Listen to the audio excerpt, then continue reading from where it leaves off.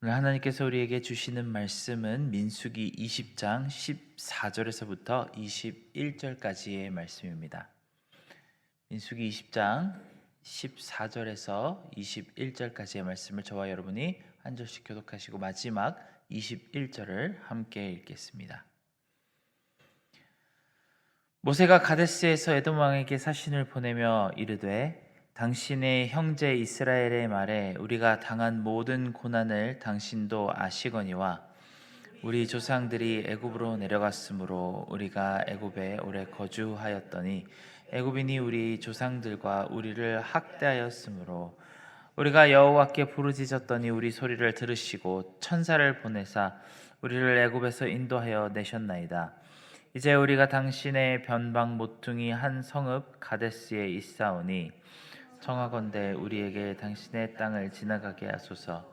우리가 밭으로나 포도원으로 지나가지 아니하고 우물물도 마시지 아니하고 왕의 큰 길로만 지나가고 당신의 지경에서 나가기를까지 왼쪽으로나 오른쪽으로나 치우치지 아니하리이다 한다고 하라 하였더니 에돔 왕이 대답하되 너는 우리 가운데로 지나가지 못하리라. 내가 칼을 들고 나아가 너를 대적할까 하노라. 이스라엘 자손이 이르되 우리가 큰 길로만 지나가겠고 우리나 우리 짐승이 당신의 물을 마시면 그 값을 낼 것이라. 우리가 도보로 지나갈 뿐인즉 아무 일도 없으리이다 하나 그는 이르되 너는 지나가지 못하리라 하고 에돔 왕이 많은 백성을 거느리고 나와서 강한 송은으로 막으니 에돔 왕이 이같이 이스라엘이 그의 영토로 지나감을 용납하지 아니하므로 이스라엘이 그들에게서 돌이키니라. 아멘.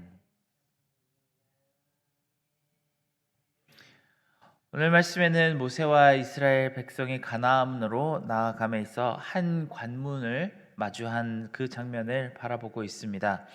바로 에돔 땅을 건너야 하는 그런 백성들의 모습입니다. 많은 성경학자들은 이 본문이 속한 민수기 20장 전체를 광야 생활이 끝나는 40년째의 시기로 바라보고 있습니다. 모세의 1차 독자들인 이 광야의 백성들은 굳이 광야에서 보낸 38년이 언제 어떤 모습으로 흘러갔는지 이야기할 필요가 없는 이미 그것을 잘 아는 사람들이었을 것입니다. 20장 초반에는 미리암이 죽은 사건이 등장하고 또 20장 후반에는 아론이 하나님 품에 안기는 그런 이야기가 등장합니다. 아마 민수기의 대상인 독자들은 그 광야 백성들로서 미리암과 아론이 죽은 시기를 너무나도 잘 아는 사람들이었기 때문에 모세는 꼭 40년 광야 생활 중에서 이 일이 어느 시점에 일어난 일인지를 설명할 필요가 없었을 것입니다. 하지만 수천 년이 흐른 후에 이 글을 읽는 우리에게는 참 수수께끼들이 많이 남는 장이 바로 민수기 20장인 것 같습니다. 광야 생활 40년 중에 정확하게 어느 지점에서 이 일이 일어났는지 알기가 참 어렵기도 하고 심지어 20장 안에서도 미리암이 죽은 이 사건과 아론이 죽은 사건 사이에 얼마나 긴 시간이 흘렀는지 정확하게 모세가 표현하고 있지 않으니 여러 가지 논란이 있을 수밖에 없습니다. 우리 교회에서 사용하는 생명의 삶에는 미리암의 죽음이 광야 생활의 초기 시기에, 그러니까 이집트에서 나온 지 3년 만에 일어나는 일이었다고 해석합니다. 미리암이 죽고 무리바에서 물을 놓고 하나님과 한번 커다란 갈등이 있은 후에 21절과 내일 바라볼 22절 사이에 38년의 시간이 있다고 해석합니다. 이는 다른 성경의 구절들과 그 기록의 논리를 맞추어 보면 나오는 결론이라고 합니다. 반면 많은 학자들은 20장 전체가 이미 광야 생활 거의 40년 막바지 해에 관한 이야기를 담고 있다고 해석합니다.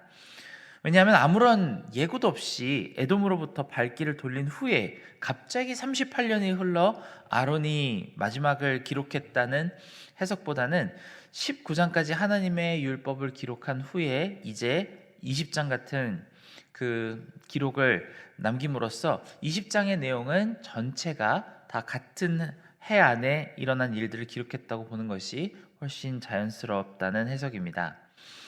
만일 오늘 말씀을 다루고 있는 사건이 출애굽 3년째라면 오늘 말씀에 그 나온 사건, 에돔 땅으로 들어가지 못하고 우회해야 하는 그 시간이 우리에게는 좀 어색하게 느껴집니다.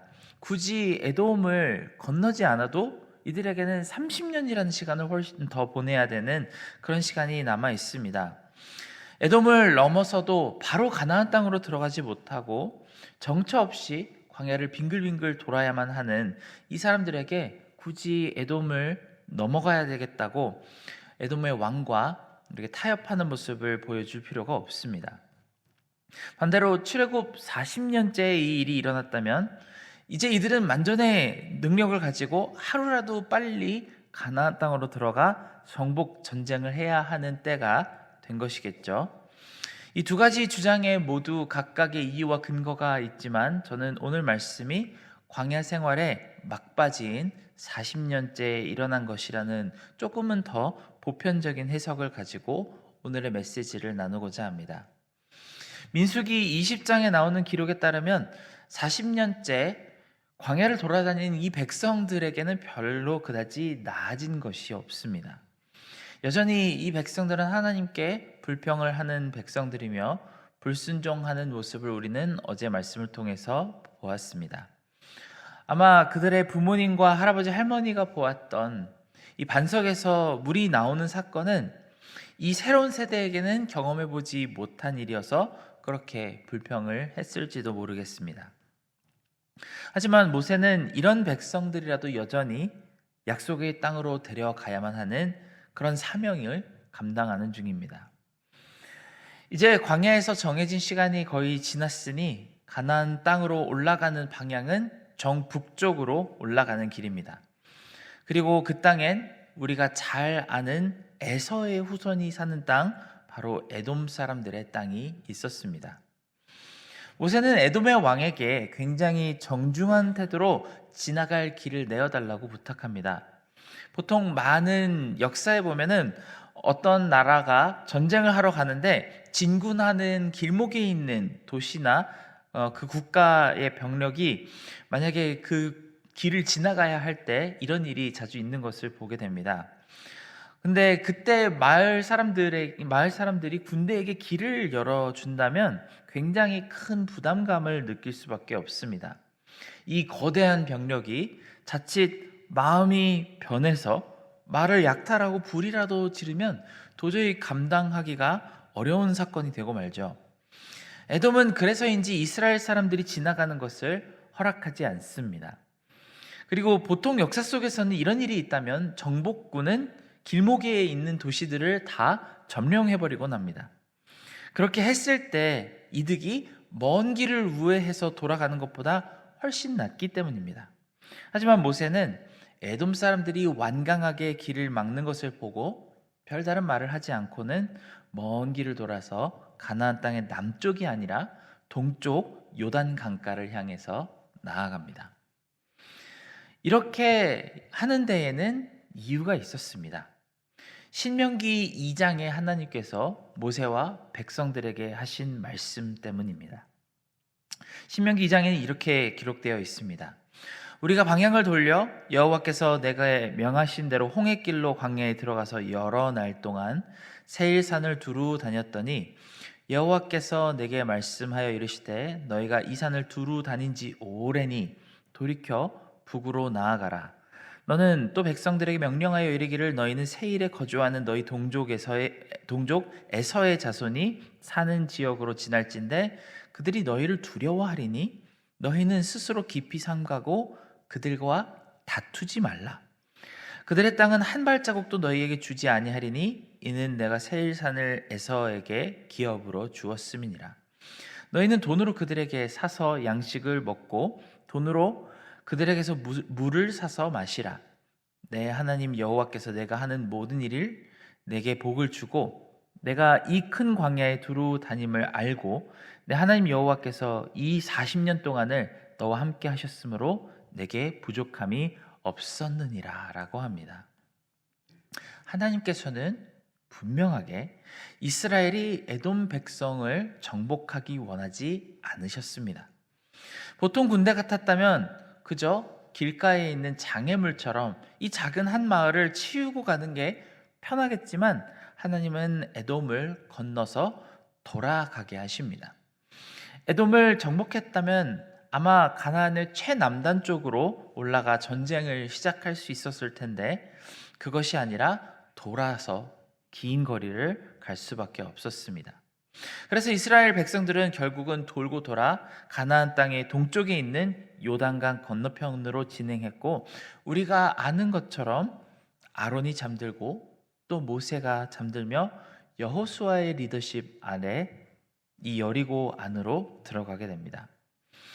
성경을 처음부터 끝까지 열심히 잘 읽은 사람들은 이 모든 것이 다 하나님의 계획이었다는 것을 알 수 있습니다. 그렇게 만나게 된 여리고의 기생 라합이 성경 전체에 어떤 역할을 하는지 우리는 볼 수 있습니다. 이 기생 라합은 그저 이스라엘의 스파이들에게 호의적이었던 그런 기생이 아니라 무려 다윗의 조상, 그리고 결국에는 예수 그리스도의 조상이 됩니다. 만약에 이스라엘군이 가나안의 최남단인 브엘세바로 먼저 들어갔다고 한다면 아마 이런 일은 있을 수 없었겠죠.